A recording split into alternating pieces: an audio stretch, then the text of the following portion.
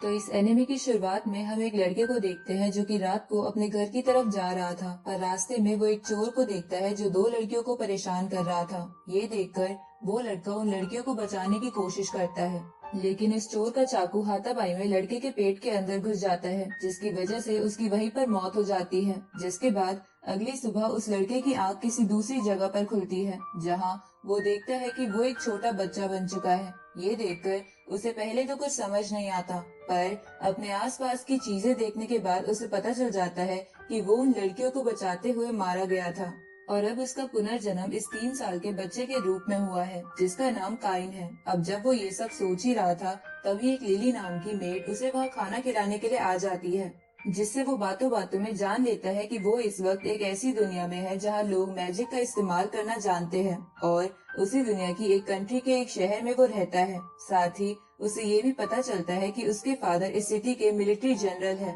इसलिए कंट्री के राजा की तरफ से उन्हें एक आलीशान घर मिला हुआ है और उसी घर में वो अपनी फैमिली यानी भाई बहन, मॉम और फादर के साथ रहता है। अब काइन ये सब जान के बहुत खुश हो जाता है, क्योंकि उसे मैजिक एंड उससे रिलेटेड चीजें बहुत अच्छी लगती थी। लेकिन उसे अपने फादर से पता चलता है कि उसे मैजिक इस्तेमाल करने से पहले 5 साल का होना होगा, क्योंकि इस वर्ल्ड में हर किसी के लिए उसके 5 साल का होने पर एक बैप्टिज्म नाम का रिचुअल होता था, जिसके बाद ही किसी को मैजिक करना अलाउड था। पर काइन ये सब नहीं मानता और छुप छुप कर बुक्स की मदद से मैजिक सीखने लगता है। अब 2 साल ऐसे ही बीत जाते हैं और अब काइन 5 साल का हो गया था, इसलिए वो रिचुअल के लिए अपनी फैमिली वालों के साथ टेंपल में जाने लगता है, जहाँ रास्ते में उसे अपनी फैमिली से पता चलता है कि रिचुअल के बाद हर बच्चे को सभी 7 गॉड में से किसी एक गॉड की ब्लेसिंग मिलती है, जिसकी वजह से वो बच्चा उस गॉड का मैजिक इस्तेमाल कर सकता है। साथ ही लेवल 1 वाली ब्लेसिंग सबसे वीक और लेवल 5 वाली ब्लेसिंग सबसे स्ट्रॉन्ग होती है।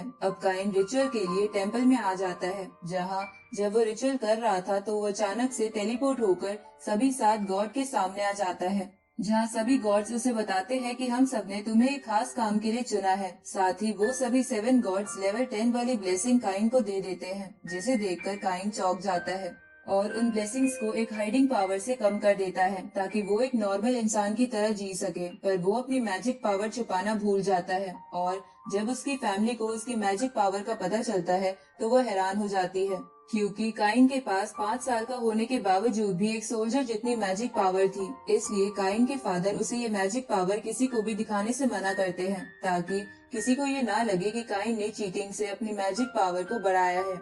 साथ ही काइन के फादर उसकी ट्रेनिंग के लिए 2 टीचर्स का भी इंतजाम कर देते हैं, जिनका नाम मिली और नीना था। अब वो दोनों टीचर्स काइन को ट्रेनिंग के लिए पैलेस के एरेना में ले जाती है, जहाँ मिली काइन को स्वॉर्ड चलाना सिखाने लगती है, लेकिन वो तो उसे ही हरा देता है। साथ ही नीना भी काइन की मैजिक पावर देखकर चौंक जाती है और उन्हें लगता है कि काइन एक जीनियस है, इसलिए वो उसे ट्रेनिंग के लिए शहर से दूर एक खाली जगह पर ले आती है, ताकि उसकी पावर से पैलेस तबाह ना हो जाए। पर जब वो लोग वहाँ पहुँचते हैं तो उन पर एक किलर रैबिट हमला कर देता है, लेकिन काइन उसे मारकर अपने मैजिक बॉक्स में रख लेता है। अब मैजिक बॉक्स को देखकर वो दोनों टीचर्स चौंक जाती है, क्योंकि वो दोनों भी मैजिक बॉक्स चाहती थी, पर वो बहुत महंगा था। अब काइन बाकी किलर रैबिट्स को मारने के लिए पास वाले फॉरेस्ट में जाने लगता है, लेकिन नीना उसे मना कर देती है, क्योंकि उस फॉरेस्ट में बहुत खतरनाक मॉन्स्टर थे और नीना को लग रहा था कि काइन अभी उनसे नहीं निपट सकता है। अगले दिन नीना और मिली काइन के साथ एक बार में आ जाते हैं, ताकि वो मॉन्स्टर्स के बारे में उस बार की रिसेप्शनिस्ट से जानकारी ले सके, क्योंकि वहाँ पर बहुत से हंटर्स आते थे। लेकिन वहाँ पर एक बुरा हंटर मिली और नीना को परेशान करने लगता है, लेकिन काइन उस हंटर की स्वॉर्ड अपने हाथों से पकड़कर उसे बार के बाहर फेंक देता है। इसके बाद काइन अपने दोनों टीचर्स के साथ हंटिंग और ट्रेनिंग के लिए निकल जाता है। अब ऐसे ही 3 साल और बीत जाते हैं, जहाँ काइन की ट्रेनिंग खत्म हो गई थी, इसलिए काइन अपनी टीचर्स को थैंक यू के रूप में मैजिक बैग देने का डिसाइड करता है और इसी के लिए वो उस फॉरेस्ट के आउटर पार्ट से 2 बहुत खतरनाक मॉन्स्टर को मार के उनका मटेरियल रख लेता है, जिसके बाद वो उन मटेरियल से मैजिक बैग बनाकर अपनी टीचर्स को गिफ्ट करता है। जहाँ उन बैग्स को देखकर मिली और नीना हैरान रह जाती है, क्योंकि काइन ने उन बैग्स को बनाने के लिए ड्रैगन्स को मारा था, जिन्हें मारना एक ए रैंक हंटर टीम के लिए भी मुश्किल होता है। साथ ही उन बैग्स में एक पैलेस को रखने जितनी जगह थी, जिसकी वजह से वो बहुत ही कीमती हो गया था। इसके बाद मिली और नीना काइन को गुड बाय बोलकर वहाँ से चली जाती है। रात को काइन के फादर उसे डांटने लगते हैं क्योंकि उन्हें पता चल गया था कि काइन ने ड्रैगन्स को मारा है, जबकि उन्होंने उसे ज्यादा मैजिक इस्तेमाल करने से मना किया था।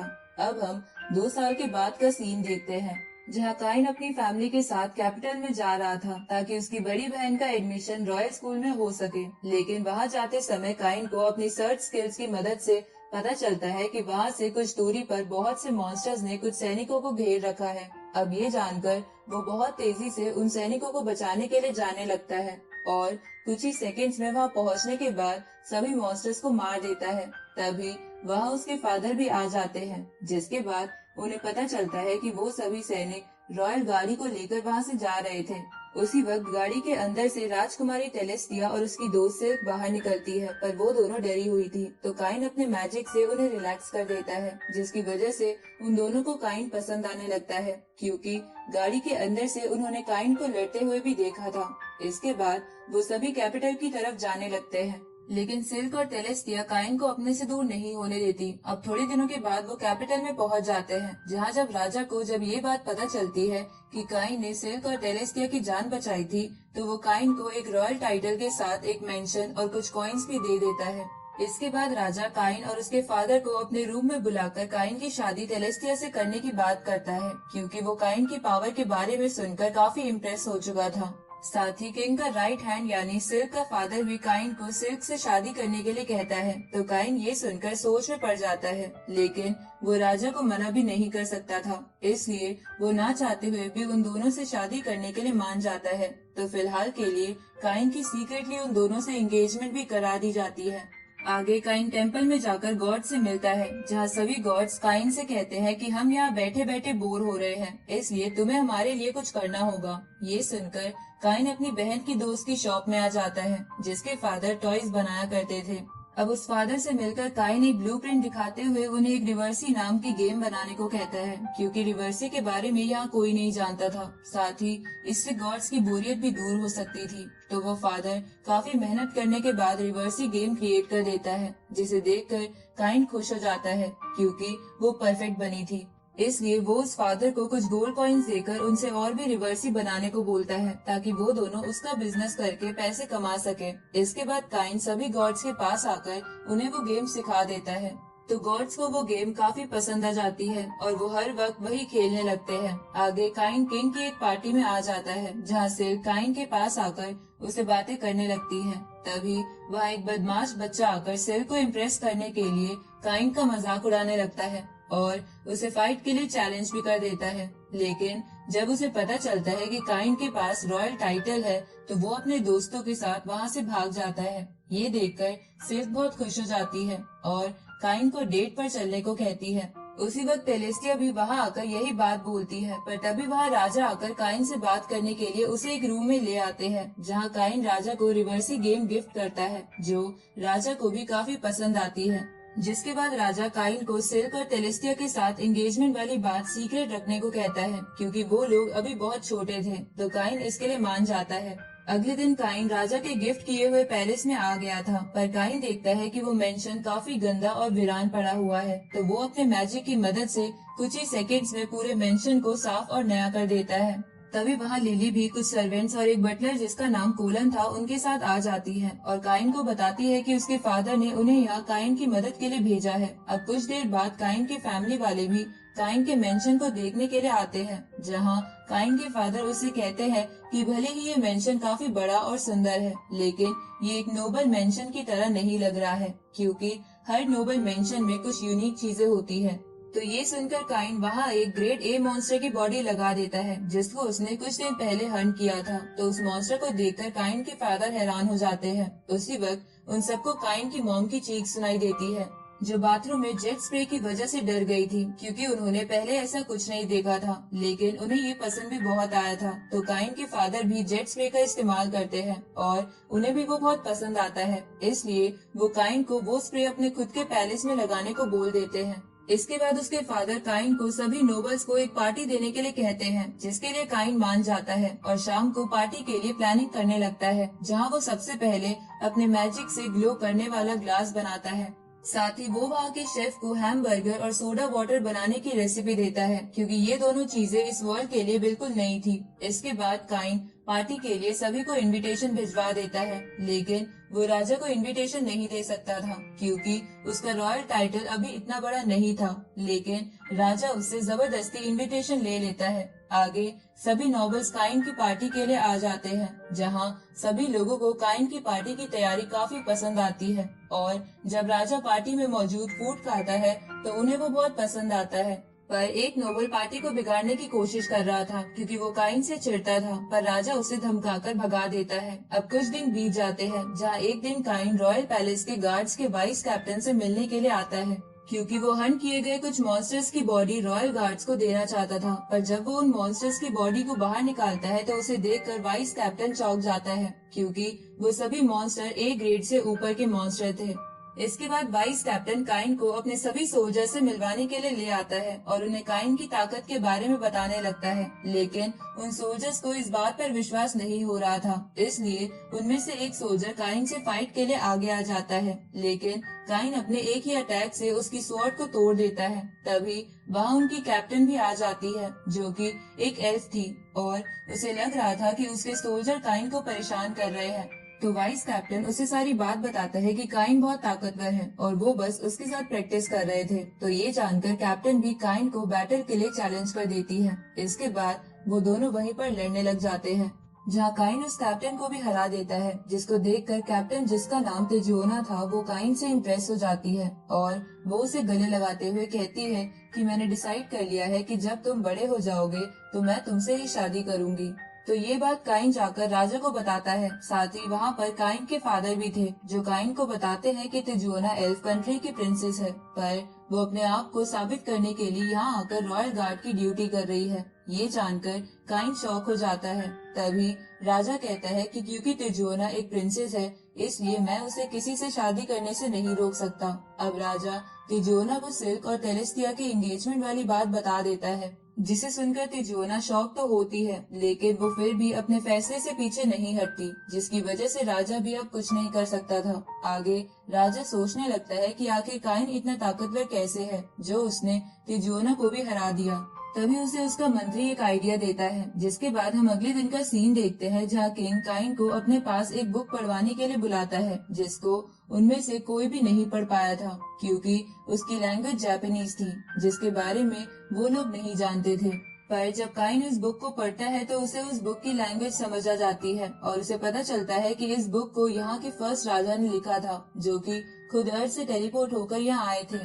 तभी राजा जब देखता है कि काइन इस बुक को पढ़ पा रहा है, तो वो उससे इस बारे में पूछता है कि जो बुक हमारे फर्स्ट राजा ने लिखी थी, उसे तुम कैसे पढ़ पा रहे हो। साथ ही वहाँ मौजूद सिल्क का फादर और काइन का फादर भी उस पर सच्चाई बताने के लिए दबाव डालने लगते हैं। तो काइन उन्हें बता देता है कि उसके पास उसकी प्रीवियस लाइफ की मेमोरी है, साथ ही उसे सभी गॉड की लेवल 10 वाली ब्लेसिंग मिली हुई है। तो ये जानकर राजा के साथ साथ सभी लोग चौंक जाते हैं और राजा सबको काइन का ये सीक्रेट किसी दूसरे को बताने से मना करता है। आगे हम काइन को हंटर एसोसिएशन के ऑफिस में देखते हैं, जहां वो अपना रजिस्ट्रेशन करने आया था। तो रजिस्ट्रेशन करने के बाद काइन को जी रैंक के साथ एक टास्क भी मिल जाता है, जिसमें उसे कुछ गॉब्लिन्स को हराना था। तो ये जानकर काइन टास्क पूरा करने के लिए जंगल की तरफ जाने लगता है, लेकिन रास्ते में उसे तेजुआना मिल जाती है और उसके साथ फॉरेस्ट में आ जाती है, जहां वो दोनों मिलकर बहुत सारे ग्रीन गॉब्लिन्स को हंट करते हैं। उसी वक्त उन पर बहुत सारी ग्रीन लिजार्ड हमला कर देती है, जिसे देखकर काइन तेजुआना को वहां से जाने को बोलकर खुद इन ग्रीन लिजार्ड से लड़ने का डिसाइड करता है। जिसके बाद काइन आइस पिलर्स का इस्तेमाल करके उन सभी को कुछ ही सेकंड्स में मार देता है। अब जब काइन वापस हंटर एसोसिएशन के ऑफिस में आकर ये सब बताता है कि उसने टोटल 30 ग्रीन लिजार्ड का हंट किया है, तो ये सुनकर वहाँ की रिसेप्शनिस्ट चौंक जाती है और वो काइन को लेकर वहाँ के मैनेजर के पास हो जाती है। पर वो मैनेजर काइन को चीटर बोलने लगता है, क्योंकि उसे विश्वास नहीं हो रहा था कि एक छोटे बच्चे ने सी ग्रेड वाले 30 मॉन्स्टर को अकेले मार दिया है। तभी वहाँ तेजुआना का ब्रदर भी आ जाता है, जो कि असल में वहाँ का हेड था। साथ ही उसे काइन के बारे में सब कुछ पता था कि वो कितना ताकतवर है। अब जब वो मैनेजर को ये सब बताता है कि काइन के पास रॉयल टाइटल है, तो ये जानकर वो मैनेजर काइन से माफी मांगने लगता है, क्योंकि वो उसे कोई आम आदमी समझ रहा था, तो काइन उसे माफ कर देता है। जिसके बाद तिजुआना का भाई काइन से बोलता है कि क्योंकि तुमने 30 ग्रीन लिजार्ड्स को हराया है तो मैं तुम्हें जी से सी रैंक पर प्रमोट कर रहा हूँ। पर तभी वहाँ तिजुआना आकर अपने भाई को बताती है कि काइन ने अर्थ ड्रैगन्स को भी हराया हुआ है और वो रॉयल गार्ड्स में सबसे ताकतवर है। तो ये जानकर उसका भाई काइन की रैंक ए कर देता है, लेकिन इसके लिए 1 महीने के अंदर अंदर काइन को एक छोटा सा टास्क करना होगा ताकि सभी हंटर्स को भी यकीन हो जाए कि काइन ए रैंक के लिए लायक है। इधर हम सभी गॉड्स को देखते हैं जहाँ एक गॉड सभी को बताता है कि एरन की सील जल्द ही ब्रेक हो सकती है, इसलिए हमें काइन की ट्रेनिंग के लिए कुछ करना होगा। तो एरन की सील का नाम सुनकर सभी गॉड्स घबरा जाते हैं और काइन को ट्रेनिंग के लिए एक बंदे के पास भेजने का डिसाइड करते हैं। इधर अगली सुबह काइन रॉयल स्कूल में एडमिशन के लिए एग्जाम देने के लिए आ जाता है, जहाँ सबसे पहले सभी का नॉलेज टेस्ट था, जिसमें काइन कुछ ही टाइम में सभी क्वेश्चंस को सॉल्व कर देता है। जिसके बाद उनका मैजिक टेस्ट होता है, जहाँ काइन अपनी थोड़ी सी पावर से वहाँ बनी दीवार को डिस्ट्रॉय कर देता है। अब अगला था उनका स्वॉर्ड फाइटिंग टेस्ट, जिसमें काइन एक ए रैंक हंटर क्लॉड से फाइट करता है, जिससे वो हंटर एसोसिएशन में मिला था। आगे एग्जाम का रिजल्ट अनाउंस होता है, जहां काइन ने एग्जाम में टॉप किया था। साथ ही टेलेस्टिया और सिल्क भी सेकंड एंड थर्ड पोजीशन पर थी। अगले दिन काइन स्कूल में पढ़ने के लिए आ जाता है, जहाँ सिल्क और टेलेस्टिया उसका पीछा ही नहीं छोड़ रही थी, इसलिए वो स्कूल में घूमने लगता है। जहाँ ऐसा करते हुए वो देखता है कि वो पहले वाला बदमाश लड़का उसकी बहन की दोस्त को परेशान कर रहा है, तो काइन उसे वहाँ से डराकर भगा देता है। तभी काइन को किसी की आवाज सुनाई देती है जो उसे लाइब्रेरी में बुला रही थी। पर जब काइन लाइब्रेरी में आता है तो वहाँ से टेलीपोर्ट होकर किसी दूसरी जगह पर पहुँच जाता है, जहाँ वो देखता है कि एक पर्सन कॉफी बना रहा था, जिसको देखकर काइन चौंक जाता है क्योंकि इस वर्ल्ड के लोगों को कॉफी के बारे में कुछ भी नहीं पता था। तभी वो बंदा काइन को अपना नाम हिरासावा बताता है। इसके बाद वो दोनों बैठकर बातें करने लगते हैं, जहाँ हिरासावा काइन को बताता है कि मैं इस किंगडम का फर्स्ट किंग हूँ, जो कि सेम तुम्हारी तरह अर्थ से यहाँ आ गया था। साथ ही वो काइन से कहता है कि मुझे सभी गॉड्स ने तुम्हें ट्रेनिंग देने के लिए कहा है। इस पर काइन उससे पूछता है कि मैं तो पहले से ही स्ट्रांग हूँ, तो फिर मुझे ट्रेनिंग की क्या जरूरत है। तो ये सुनकर हिरासावा काइन को उससे एक कुकी छीनने को कहता है, जिसे काइन नहीं छीन पाता। इसलिए वो हिरासावा का स्टेटस चेक करता है और उसे पता चलता है कि हिरासावा भी एक गॉड है। तो ये जानकर काइन हैरान हो जाता है और हिरासावा से पूछता है कि मुझे स्ट्रांग बनने की जरूरत क्यों है। इस पर हिरासावा उससे बोलता है कि तुम्हें इविल गॉड एरन के साथ फाइट करनी है, जिसे मैंने अपने कुछ साथियों के साथ 300 साल पहले सील कर दिया था, लेकिन अब वो सील टूटने वाली है। ये सुनकर काइन उससे पूछता है कि तो फिर आप ही उसे दोबारा सील क्यों नहीं कर देते। तो हिरासावा उसे बताता है कि मैं अब गॉड ऑफ क्रिएशन बन चुका हूँ, इसलिए मैं मोर्टल लोगों के मैटर में इंटरफेयर नहीं कर सकता, जिसकी वजह से अब सब कुछ तुम्हें ही करना होगा।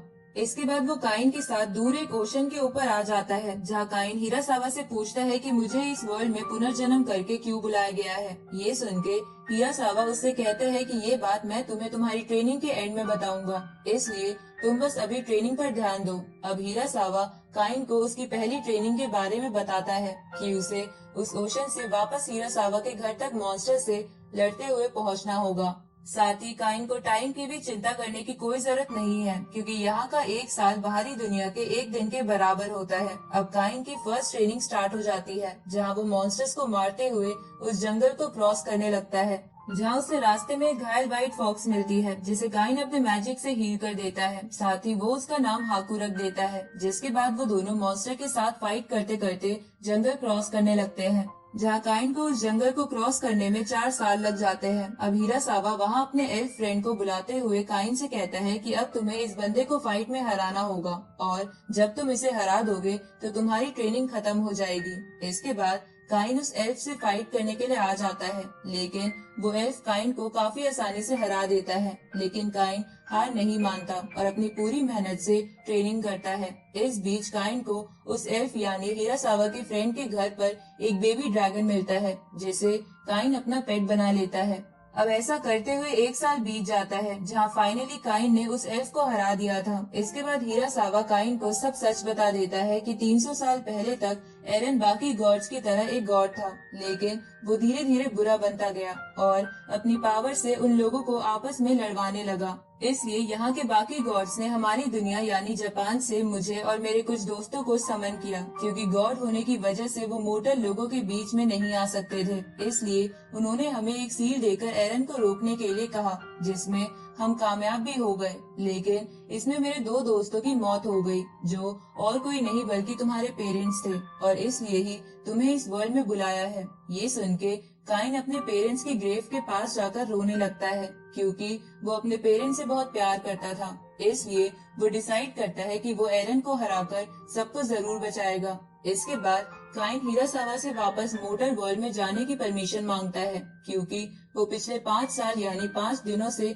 लापता था, जिसके कारण उसके नए पेरेंट्स उसके लिए परेशान हो रहे होंगे। तो हिरासावा काइन की एज पहले जैसी करके उसे वापस मोटर वर्ल्ड में भेज देता है। आगे हम काइन को देखते हैं, जहाँ वो राजा को हिरासावा के बारे में सब कुछ बता रहा था कि वो उनसे ट्रेनिंग लेकर आया है, लेकिन राजा उस पर बिलीव नहीं करता। इसके बाद वो हंटर ऑफिस में आ जाता है, जहाँ उसे पता चलता है कि उसने ए रैंक पर पहुंचने के बाद वाला टास्क अभी तक पूरा नहीं किया है, और अगर वो उसे पूरा नहीं करेगा तो उसका रजिस्ट्रेशन कैंसिल हो जाएगा। तो ये जानकर काइन उस टास्क को जल्दी से पूरा कर देता है, क्योंकि उसमें उसे बस कुछ गुंडों को पकड़ना था। साथ ही उन्हीं गुंडों को पकड़ते समय काइन फिर से मिली और नीना से मिलता है, जो दोनों काइन की बढ़ी हुई स्ट्रेंथ से काफी इम्प्रेस थी। और जब उन्हें पता चलता है कि काइन रैंक ए पर पहुंच चुका है, तो वो दोनों चौंक जाती है। इसके बाद वो तीनों वापस हंटर ऑफिस आ जाते हैं, जहाँ काइन को क्लॉड भी मिलता है, जो कि असल में मिली का भाई था। इसके बाद वो सब मिलकर पार्टी करने लगते हैं। इधर हम फॉरेस्ट का सीन देखते हैं, जहाँ एरन अपनी नींद से जाग चुका था, पर अब वो अपनी ओरिजिनल बॉडी में नहीं बल्कि एक ड्रैगन की बॉडी में था। अगले दिन काइन अपने स्कूल में आया हुआ था, जहाँ एक टीचर सभी को मॉन्स्टर समनिंग सिखाने वाला था, ताकि वो लोग उन मॉन्स्टर को अपना बीस्ट पार्टनर बना सके। अब सभी स्टूडेंट एक एक करके मॉन्स्टर समन करने लगते हैं, जहाँ उन सबसे केवल नॉर्मल एनिमल ही समन हो पा रहे थे। तभी काइन की बारी आ जाती है, और जब वो मॉन्स्टर समन करता है तो उसके अंदर प्रिंस ऑफ डार्कनेस, जो कि एक डीमन लॉर्ड था, वो बाहर आ जाता है। तो उसे देखकर काइन वहाँ तेज रोशनी करके स्कूल के लोगों की आंखें बंद करवा देता है, जिसके बाद वो डीमन काइन की पावर को चेक करता है और काइन से उसका पार्टनर बनने की रिक्वेस्ट करने लगता है, जिस पर काइन उसे अपना पार्टनर बनाकर जल्दी से उसे वहाँ से जाने को कहता है। आगे जब काइन राजा के पास आता है तो वो ये जानकर हैरान हो जाते हैं कि काइन का पार्टनर एक डीमन लॉर्ड है। तभी उसे खबर मिलती है कि काइन के होम टाउन में पिछले कुछ दिनों से बार बार बहुत सारे मॉन्स्टर हमला कर रहे हैं, जिसको जानकर काइन बिना वक्त गवाए तुरंत अपने होम टाउन आ जाता है, जहां उसे हंटर ऑफिस से पता चलता है कि उन मॉन्स्टर्स ने बहुत से हंटर्स को इंजर्ड कर दिया है।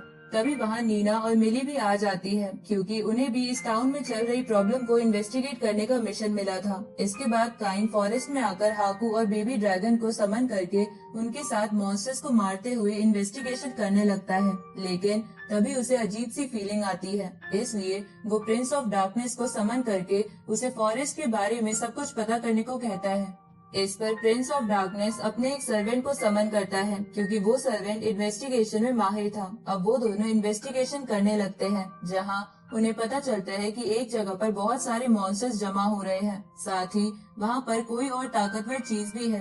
तो वो दोनों उस तरफ जाने लगते हैं, जहां थोड़ा आगे बढ़ने पर वो बहुत सारे मॉन्स्टर्स को देखते हैं। साथ ही उन्हें पता चलता है कि उन मॉन्स्टर्स को कोई कंट्रोल कर रहा है। उसी वक्त वो मॉन्स्टर्स सिटी की तरफ बढ़ने लगते हैं, तो प्रिंस ऑफ डार्कनेस ये बात काइन को बताने चला जाता है। इस तरफ काइन वापस हंटर एसोसिएशन आ गया था, लेकिन तभी उसे पता चलता है कि हजारों की संख्या में ए ग्रेड वाले मॉन्स्टर फॉरेस्ट से टाउन की तरफ बढ़ रहे हैं, जिसको जानकर काइन टेंशन में आ जाता है। तभी वहाँ क्लॉड और तिजुआना भी आ जाते हैं, तो वो उन सभी से टाउन के लोगों को प्रोटेक्ट करने को बोलकर प्रिंस ऑफ डार्कनेस के साथ फॉरेस्ट में आ जाता है, जहाँ वो देखता है कि उन सभी मॉन्स्टर्स को एरन कंट्रोल कर रहा था। तो ये देखकर काइन प्रिंस ऑफ डार्कनेस से बाकी सभी मॉन्स्टर को सिटी में जाने से रोकने का बोलकर खुद एरन को रोकने के लिए चला जाता है। तो उसके जाने के बाद प्रिंस ऑफ डार्कनेस अपने और 4 सर्वेंट को बुला लेता है, जिन्हें पहले तो यकीन नहीं आ रहा था कि प्रिंस ऑफ डार्कनेस जैसे पावरफुल डीमन लॉर्ड को भी कोई अपना पार्टनर बना सकता है। लेकिन प्रिंस के समझाने के बाद वो लोग उसके साथ मॉन्स्टर्स को मारने का काम शुरू कर देते हैं। इधर काइन के दोस्तों ने सिटी के लोगों को सेफ प्लेस पर भेज दिया था। जिसके बाद वो सब भी फॉरेस्ट में मॉन्स्टर्स को मारने के लिए आ जाते हैं। दूसरी तरफ काइन एरन के पास आ गया था, जहाँ उसे पता चलता है कि एरन तो अभी तक सील से आजाद हुआ ही नहीं है, क्योंकि वो सील अभी भी बहुत मजबूत है। लेकिन एरन ने किसी तरह अपनी बॉडी का एक छोटा हिस्सा बाहरी दुनिया में भेज दिया है, जो कि एक ब्लैक ड्रैगन है। तो ये जानकर काइन एरन के साथ लड़ने लगता है, लेकिन भले ही एरन अपनी फुल पावर का इस्तेमाल नहीं कर पा रहा था, पर फिर भी वो काइन को बराबर की टक्कर देने लगता है। बल्कि कई बार तो वो काइन के ऊपर भारी भी पड़ रहा था। तो ये देखकर हाकू और वो ड्रैगन काइन की लड़ने में मदद करते हैं, लेकिन एरन उन दोनों को पीछे करके हाकू को जान से मारने लगता है। पर काइन बीच में आकर एरन के अटैक रोक लेता है। तभी एरन कहने लगता है कि तुम्हें हराने के बाद मैं इस वर्ल्ड को भी तबाह कर दूंगा। तो ये सुनकर काइन अपने दोस्तों और अपने पेरेंट्स की मौत को याद करते हुए गुस्सा हो जाता है, जिससे उसकी बॉडी से बहुत तेज एनर्जी निकलने लगती है। जिसके बाद वो अपनी फुल पावर को एक अटैक में डालकर उससे एरन पर हमला कर देता है, जिसे एरन नहीं रोक पाता और उसकी ब्लैक ड्रैगन वाली बॉडी डिस्ट्रॉय हो जाती है। आगे हम काइन को राजा के मेंशन में देखते हैं, जहां राजा सभी लोगों के सामने काइन को सभी मॉन्स्टर्स को मारने की खुशी में किंगडम का एक बहुत बड़ा हिस्सा गिफ्ट कर देता है। तो काइन इससे खुश हो जाता है और वो डिसाइड करता है कि वो उस जगह को दुनिया का सबसे अच्छा प्लेस बनाएगा, जहाँ सभी लोग शांति और प्यार से बिना डर के रह सके। आगे वो अपने दोस्तों के साथ उस किंगडम में आ जाता है, जहाँ वो सबसे पहले पूरे किंगडम में घूम घूम कर सभी बदमाश लोगों को सबक सिखाता है। फिर वो अपने मैजिक से उस किंगडम